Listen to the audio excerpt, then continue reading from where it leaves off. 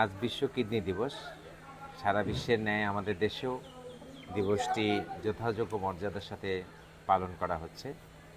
তো দিবসটির এবারের প্রতিপাদ্য বিষয় হচ্ছে detect early and protect kidney health.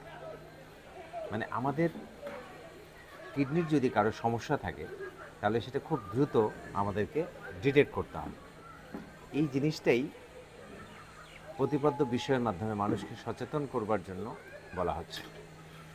তো এই বিশ্ব কিডনি দিবসে আমি একজন ডায়াবেটিস আক্রান্ত ব্যক্তিদের যে চিকিৎসা সেবক হিসেবে যে বিষয়টা বলতে চাই, যে ডায়াবেটিস আক্রান্ত ব্যক্তিদের মধ্যে ইন্টারন্যাশনাল ডায়াবেটিস ফেডারেশনের ডাটা অনুযায়ী 30-40%, অর্থাৎ 30-40% ডায়াবেটিস আক্রান্ত ব্যক্তি এই কিডনির সমস্যায় ভোগেন। তাহলে এই ডায়াবেটিস আক্রান্ত ব্যক্তিদের কিডনি সমস্যাটা কেন হচ্ছে? এর প্রথম এবং অন্যতম একটা কারণ হচ্ছে হাইপারটেনশন, অর্থাৎ প্রেশার বেশি। 2 নাম্বার হচ্ছে হাই সুগার। 3 নাম্বার হচ্ছে আমরা এই যে গ্রামে গঞ্জে বিভিন্ন মানুষের কথা শুনে প্রয়োজনে কিংবা অপ্রয়োজনে যে ব্যথার যে ওষুধগুলি ব্যবহার করি, এইটিও কিন্তু অন্যতম কারণগুলোর মধ্যে একটা। এছাড়াও আনহাইজেনিক লাইফস্টাইল, আমরা যে প্রতিনিয়ত চিকিৎসকেরা ব্যালেন্স ডায়েট গ্রহণ করবার জন্য বলি, অধিকাংশ মানুষই আমরা মানতে পারি না। তো আমরা এই যে কিডনি যে প্রবলেম হচ্ছে কি না, এটা কিন্তু আমরা শুরুতে বুঝতে পারি না। এইটাই হচ্ছে সবচেয়ে ভয়ঙ্কর একটা বিষয়।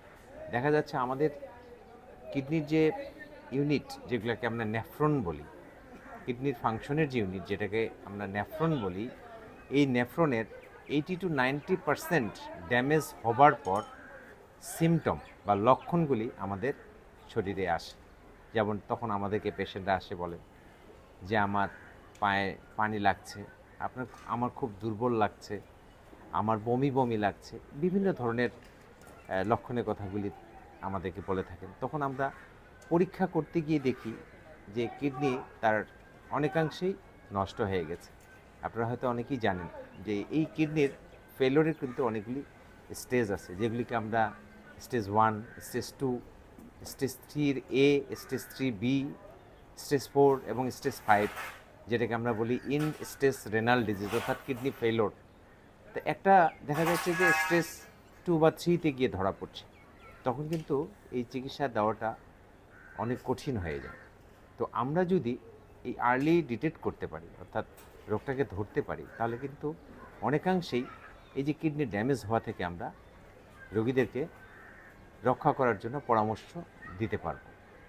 তাহলে আমরা যদি আর্লি ডিটেকশন করতে চাই, আমাদের সিম্পল কিছু পরীক্ষা আছে, যেটা আমরা ইউরিন থেকে পরীক্ষা করি, অথবা ইউরিন এবং ব্লাড, এই দুটো আমরা পরীক্ষা করে থাকি। আমরা ইউরিনে রুটিন যেটা পরীক্ষা করে থাকি, এটার মাধ্যমেও আপনার কিডনি প্রবলেম দেখা যাচ্ছে কিনা এটা আমরা বুঝতে পারবো।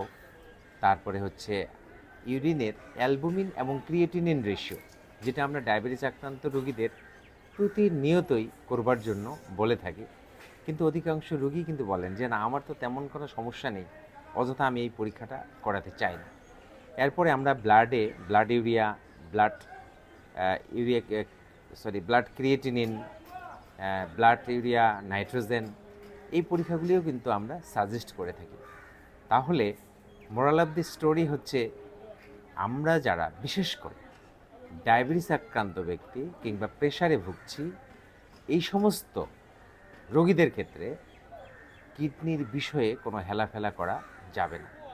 কারণ আপনার সিম্পল একটা পরীক্ষায় কিন্তু আপনার কিডনি কোন স্টেজে আছে এটা জানার মাধ্যমে আপনি অগ্রিম আপনার চিকিৎসকের পরামর্শ নেওয়ার মাধ্যমে একটা সুস্থ, সুন্দর এবং সুখী জীবনযাপন করতে পারেন।